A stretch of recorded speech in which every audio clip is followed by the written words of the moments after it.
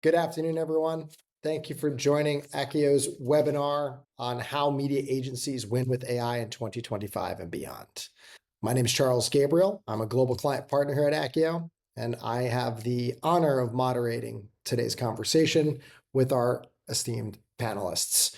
We will get to panelist introductions here in a second, but just a few notes from me, and I wanted to kick this off. So with the speed at which AI is coming for the world, now is the time may not actually capture the emergent immediacy in which we all need to transform how we operate.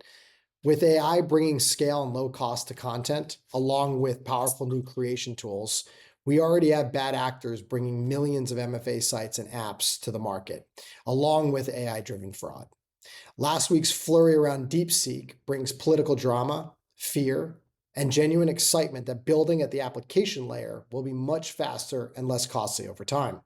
With agentic AI for businesses, especially small to medium businesses, we enter an era of limitless new brands and even lower barriers to entry than we've ever seen before. Today, we are talking really about all of marketing with our panelists, but the focus on agencies is purposeful.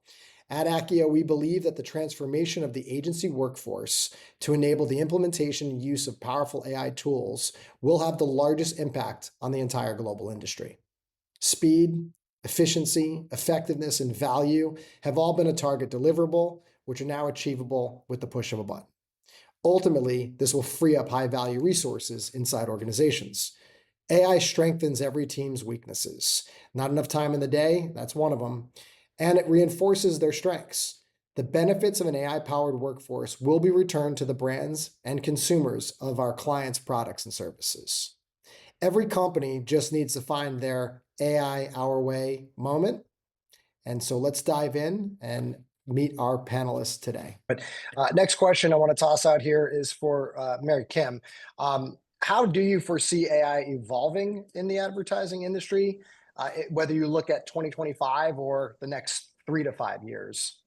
Yeah, so I think it's going to be super exciting, as we know. I mean, everybody's talking about it. If AI is now, just think what 5 years looks like from now. But I think that you're really going to see the advertising industry, that AI is going to just not be in the back room, but it's going to be in the front room, right? That AI is going to touch every aspect of the ecosystem of advertising, and it's going to be for the good in many, many ways, but it is going to cause a lot of change to occur, right? It's not just agencies having to relook, and Tyler, I totally agree with you. I mean, everybody's relooking, but brands are going to be doing the exact same thing. Partners start looking differently. Going back to what Tyler's saying, if everybody is trying to be now a software provider and trying to be, are agencies seriously still agencies? Like, is that definition changing? Do agencies become service partners? It levels the play. I think AI will level the playing field in a very interesting way because, depending on who is really the smartest with this technology, it really levels the playing field in a really interesting way for smaller shops that have a very, very high level of specificity to be able to come in and be a really, really amazing partner, and be able to really shine for an agency. So I think that, if we pull back from what's going to happen by 5 years from now, is I do think that process is going to become a really interesting area for the next few years. How do you build in standards? How do you build in process so that you can actually go from output to input to outcomes? And how do agencies really use that AI to show outcomes? I think that's going to be really a vital, vital part of where AI, in whatever you're talking about, outcomes from a creative level, outcomes from a business level, outcomes from, and whatever it is, analytics in general, I think that becomes a really, really big part of this. So it's going to permeate every part of the industry. Makes complete sense. And I think one of the things that Tyler mentioned was the race to harness. And I think that that's really critical right now. You have plenty of agencies diving in and testing and taking point solutions, and some coming out with their own platforms and operating systems. And that's, I think, a great foot forward. But this really is a race. Okay, we can move to the next topic here. So we're going to switch to AI and data, the competitive edge. So I think we went through a whole era of get as much data as possible. Now we have lots of things to do with that data. So I'm going to toss this question out to John Riley. As data becomes more valuable in advertising, How can agencies leverage AI to gain deeper insights into customer behavior? Yeah, so it's an interesting point about the sort of acquisition and aggregation of data that's gone on, particularly in the last like 10 years. I think one of the key ways that agencies appeared or acted in competitive manners was, being able to say and demonstrate in some capacity that they had a bunch of data that someone else doesn't have, that's relevant to the key outcome. And just a level set here, the key outcome, if you really think about it, is kind of like a quant fund, trying to maximize an investment. The goal of the media company is to improve the return on advertising spend for the client or the brand, right? And to maximize that. Therefore, the company that can perform that job the best will generally win. Doing that job well, like anything, requires a better understanding of the situation. And the situation is like, in my mind, really kind of boils down to like audience, channel, message fit, generally speaking, but also like lots of other pieces of like external information. The idea being here that the more you know, the more intelligent of a decision you can make. So it made a lot of sense that people went and aggregated all of this data together, all of this, enrichment data, behavioral data, survey data, consumer spend data, like all of, even internet browsing data. But that also presented a pretty steep complexity in taking advantage of that data, because any given task could require you to dip into 5 to 10 different data sets to sit down and do a whole bunch of really deep thinking on like how you would leverage that data or knowledge to further the task of improving return on advertising spend. Informing your creative team about what's different about a target audience that you want to go after, and why that, the types of things that's going to resonate with them or not. Picking that target audience in the first place, feeding back performance data, and then slicing it up to see like what worked and what didn't. All of that's like actually pretty hard. And so you end up with like a lot of sort of point solutions or internally built solutions, many times one-off solutions to try and like get around these problems. But what's going to happen now, and what is in the process of happening, is that language models, generative AI, combined with previous mechanisms of ML, are able to sort of automate many of these tasks, not replace the thinking that goes into it, but sort of do a lot of the work that goes into it, so that the people attempting to do the job can spend more time thinking about what they're trying to accomplish, sort of directing and guiding, instead of writing SQL code, or spending time looking at data dictionaries to understand the information in a certain column that's badly labeled, and considering how to interact with nulls and whatnot. So like we're seeing a sort of a pivotal moment where all of this data is going to be now able to be leveraged in like really, really effective and efficient ways, and in surprising ways that maybe we haven't really thought of before. And that's going to like be a sea change in capability and performance. That it's sort of a really interesting intersection between a data gathering trend with a goal in mind that's been happening, and a technology capability that's emerging. Makes total sense. Couple of quick things, just because you mentioned it. Tyler referenced early on, like, free up time for creativity, and I think that that's a big part of the goal of leveraging some of these AI tools that exist in the market now. And then you mentioned, not replacing the thinking that goes in, right? And at the end of the day, AI is going to give us a lot of advanced capabilities, but the humans in control still really matter. Just quick thoughts on that, John? Yeah, it's our view that like anything, interacting with a language model is a communication between the operator, and the model itself. And human language is like pretty subject to interpretation. If I asked for a language model to build me an audience of people who own EVs, electric vehicles, or EV could be some other thing. If it's electric vehicles, does that include hybrid vehicles? There's a lot of fuzziness, I'll say, in natural language. And so when you start to leverage language models to do like data-driven tasks, you have to build in like really concrete feedback loops of how requests were interpreted, both at an like a natural language level, but also at a code level, and as much as you can, the connective tissue between those two things. So, if you wanted to make an audience of someone interested in electric vehicles, perhaps they've searched, some websites that are related to electric vehicles, like battery charging websites for your, home chargers, or supercharger websites, or they've visited, Tesla or Toyota Prius websites. There's a lot of like thinking and guidance and interaction that has to happen there. So one thing that I think is critical is the user experience, and that surface area between the two. So it's really, but the benefits of doing that right, if you can, are, it enables the person who's trying to do the job to start asking, sort of almost the 7 whys of Toyota, like, well, why is this happening, and how should I think about this? And the model can, often come back with a take on that, looking at all of the data you have access to, and that's where you really start to develop a deeper understanding of, the situation that's going on, which allows you to optimize your response to it. And along the lines of optimization, and thinking about the entire marketing and campaign life cycle. So next question here, I'll throw to you, but I think everyone, I want to see if we can get a take from everyone on this one.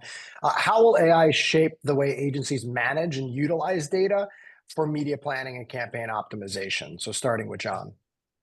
Yeah, so I think on the planning side, it's going to be better audience definition, better understanding of the audience and the details surrounding them, tighter like sub-segmentation of audiences, so that you can like focus the right message on the right people in the right channel. So you can, I think, get to a place where you start your initial execution with a much better picture of what's going on, and like a pretty close thesis on what's going to perform and why.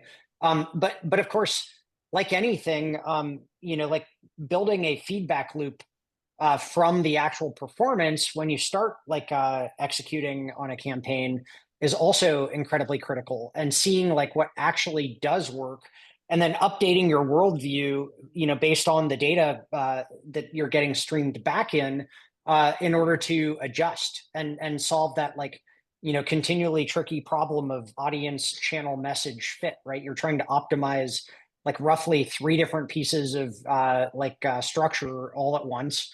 And that's before we get into things like sequencing, communications and touch points, right?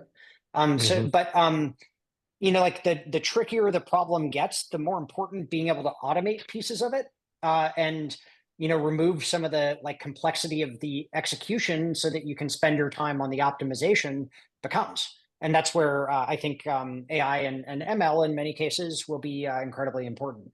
But I'd love the rest of the panelists' opinion on that one too. Yeah, I mean, I totally agree with you, John. I also think there's going to definitely be, though, the level of the level of personalization and customization is just going to go on for forever. I mean, it's going to be amazing, the ability of what we can do. I think restraint is going to be a word that is also going to have to be used at the same time, because I think we also have to wait for the consumer to actually catch up to it, and that we as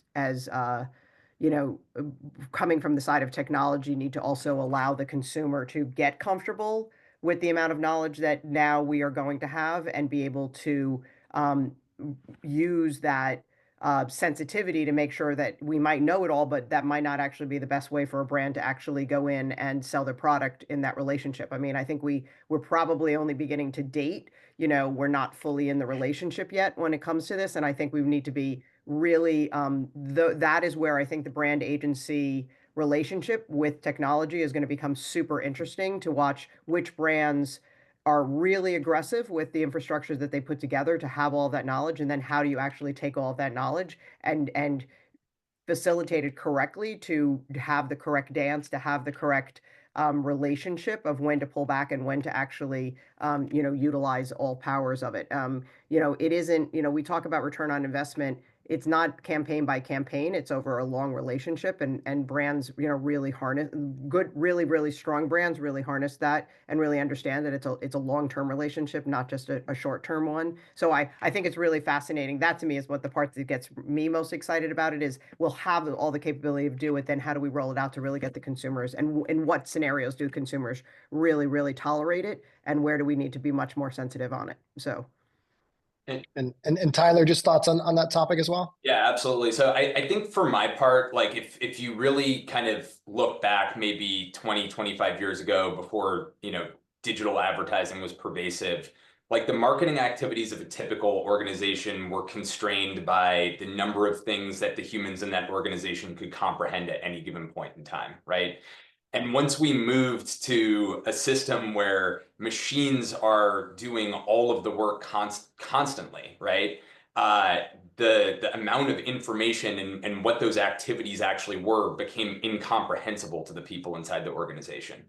And now that we have like as John was alluding to, like an interface between humans and machines that has so much of the friction of how do I write a SQL query, or do I need to learn basic Python in order to be able to automate anything, right?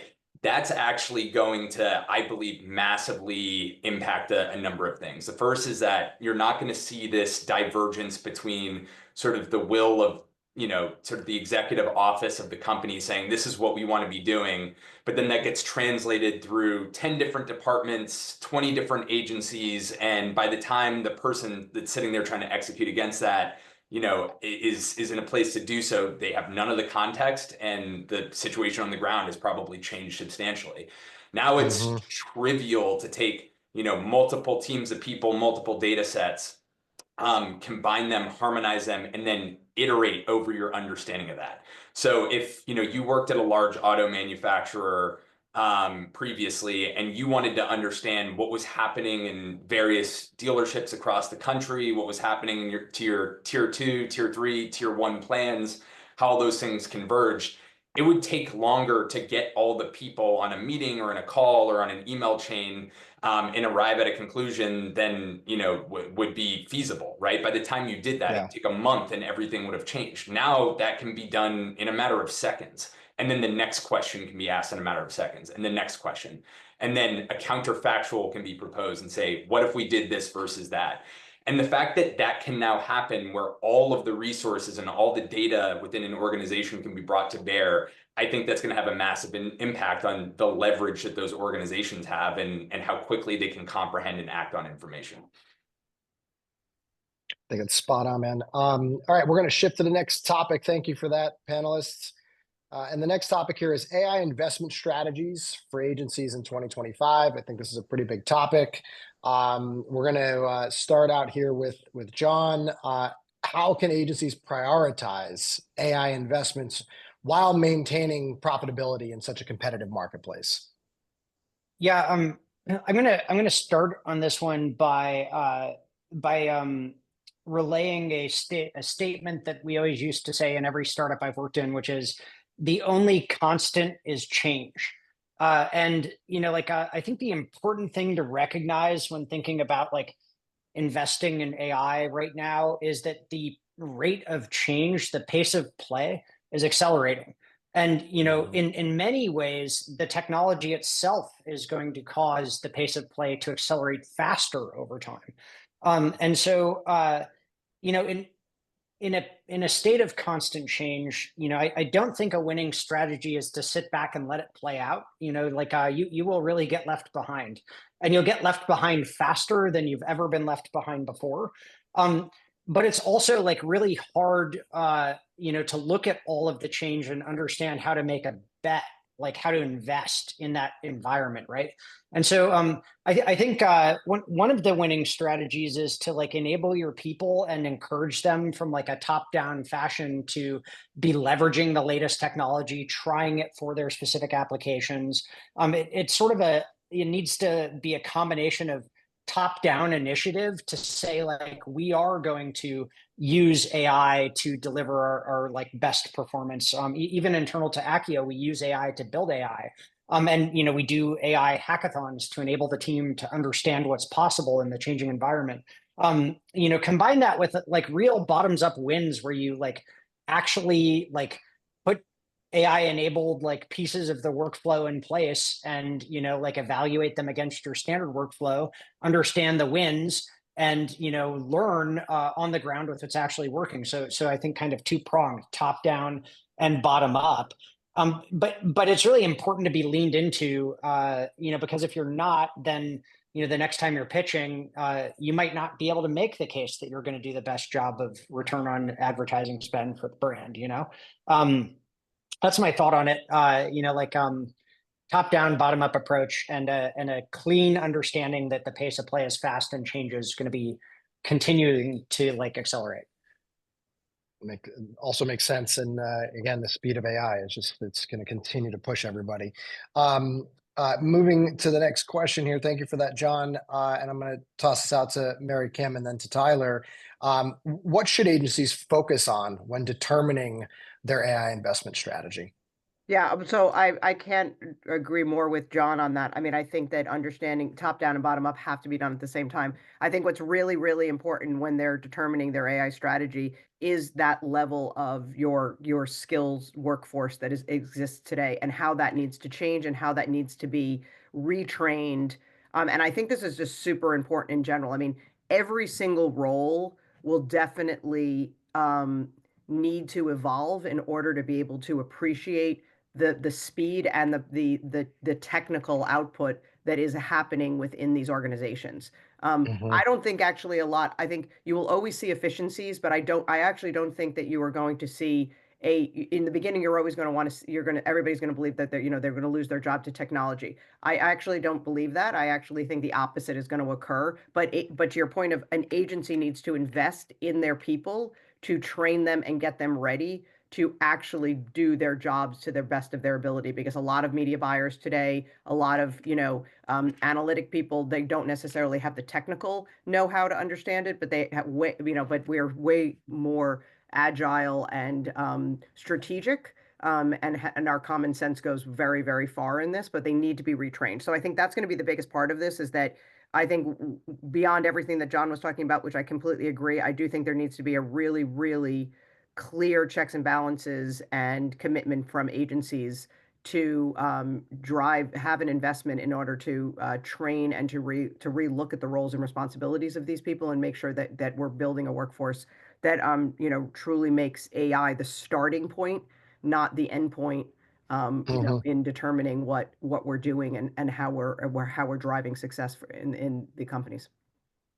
Yeah, and I do think that the real challenging part of the transformation, because everyone talks about transformation, is in that retraining of the workforce and getting people prepared to really use the tools. I mean, evaluating the tech should be the easy part in some ways. But Tyler, thoughts on this same topic? What should agencies focus on when determining their AI investment strategy? Yeah, absolutely. And I mean, I agree with Mary Kim. The biggest challenge around all of this is the people problem of it all. And it can't, I mean, I don't know how to train someone to be a, productive end user of AI, because it's just evolving so quickly. What I've seen, be very successful is to map out some organizational priorities, look at tasks that are being performed that are arduous and time intensive, but naturally you have a human in the loop anyway, and set out with the people that currently perform those tasks to try to figure out how to make incremental improvements there.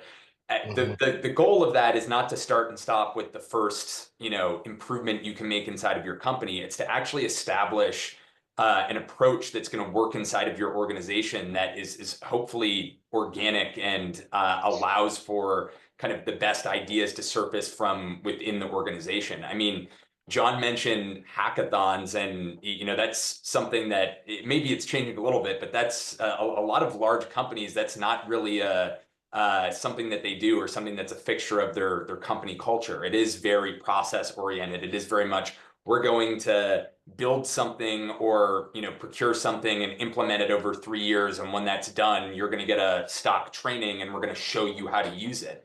And that just doesn't work in this space. The value comes from actually identifying places where the technology can be like used to augment humans in a novel and productive way. And people need to come along for the ride in order to make that work. So it needs to be identifying real use cases. It can't be done from the ivory tower. It also can't be done just in a scattershot way and just, stopping at turning over a bunch of tools to people and asking them to figure it out. So I think that kind of top down and bottoms up convergence is super important. I think, looking at every initial investment made in kind of internalizing AI capabilities in your organization, not just as what are we going to get out of that from an immediate ROI perspective, but what's sort of the long run cultural shift that we're trying to foster. And then ultimately just realizing there isn't a start and a stop to this journey. It's an iterative process. And the more you can iterate, the more you can learn from each of those iterations, the better off your organization is going to be for it. Okay, great. We do have a couple questions coming in. I'm going to throw one in here real quick. I know we have about 10 minutes left and have a couple more to get to, but very quick answer on this one from each of you. Question in from the audience: should agencies build their own AI infrastructure or partner with tech companies? So I would like an answer of build, partner, or both, and maybe one or two sentences to follow. So Mary Kim, why don't we start with you? I think partner makes a lot more sense if you've started from nothing. I don't know where you bring in. I don't think that it's a cost efficient. I would say partner. Okay, Tyler? It's a false dichotomy. You need to be leveraging the best partners that are out there and figuring out how to build value for your organization using the different bits of that. And that's an across the board answer. Yeah. Great. John? Yeah, I mean, the bet with Akkio is that we can be supportive of agency initiatives and do something like unique that they're not going to be able to do as fast as we can internally. But I'm a big believer in picking the best available tool set or solution that you can put together. And that means looking to what you can do internally and what can be done externally and really doing a fair evaluation and picking the thing that's going to accelerate you the most. I don't expect to win if we can't compete with internal teams. And there will be many places where we won't, but lots of places where I think we'll do a better job and others will as well. So doing fair evaluations and picking the right place to place your bets and betting on speed of execution and capability and sophistication and ability to adopt as the technology landscape changes, I think are key. Great. Okay, thank you, audience, for that question. We have a few more that I might try to get to. Next topic, though, we're going to shift here to the long-term impact and how will AI benefit agency clients. So first question here from Mary Kim: in your opinion, how will AI influence the relationship between agencies and their clients? I think it's going to change it a lot, to be very honest. I think, as we've said before, I think John was mentioning it. I think that it's not just the agencies that are looking at how AI works into their whole core operations. I think brands are doing it at the same time. I mean, it's a very large question because every brand has the different issues. I don't think the global agency model completely goes away for global brands because you're not going to it's not cost efficient to bring that all in-house.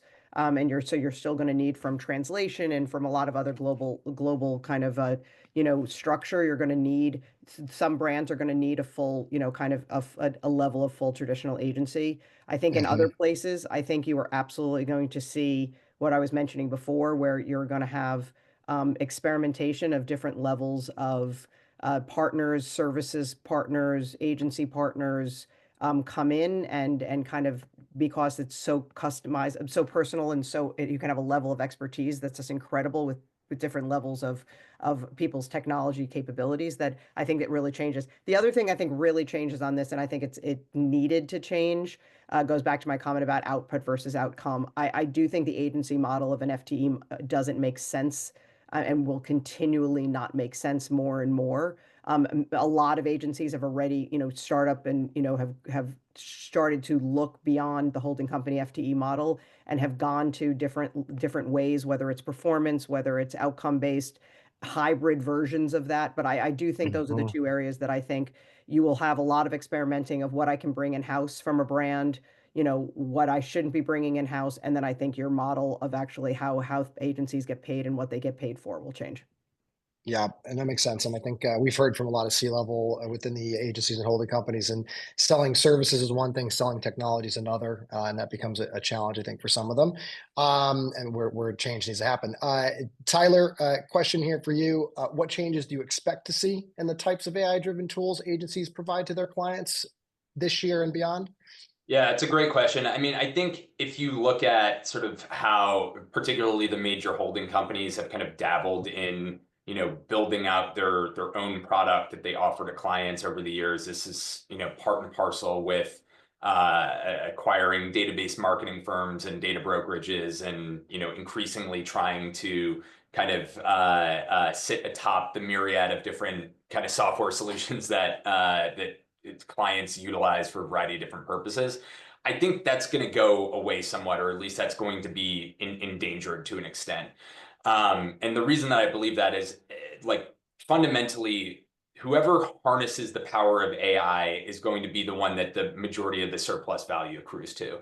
And so while agencies are out there trying to scramble to figure out how to defend their business models or to, create new opportunities, clients are doing the same thing. And I'll tell you, the two places that they're looking are in, kind of core operations use cases driven, largely by the finance office. And the second is in marketing, which is, almost always the largest or second largest, at least inside of our consumer business, largest discretionary OpEx pool.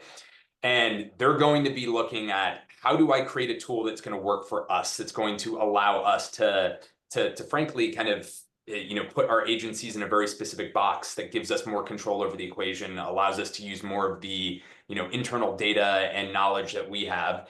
And I think agencies are going to have to figure out a way to respond to that. In some instances, not all clients are going to be sophisticated enough to kind of meaningfully invest in this area and kind of create those improvements that I think a lot of people are anticipating. But many of them are, and there's going to be a fundamental question about, do agencies want to cooperate with that and kind of build an interface with their client, or do they want to stake out, instances where they feel that they can kind of provide the operating system, as you put it, Charles? And I do think that particularly with larger companies, that opportunity is going to continue to dwindle. So I think it remains to be seen exactly what that's going to look like. I think, there's a lot of opportunity just to provide more convergence and sort of the understanding and like the sort of intelligence that, a client has versus their agency, but still jury's out on exactly how quickly that will happen and how exactly that will take shape. Thank you, Tyler. Though the reality is it does need to happen quickly, I think.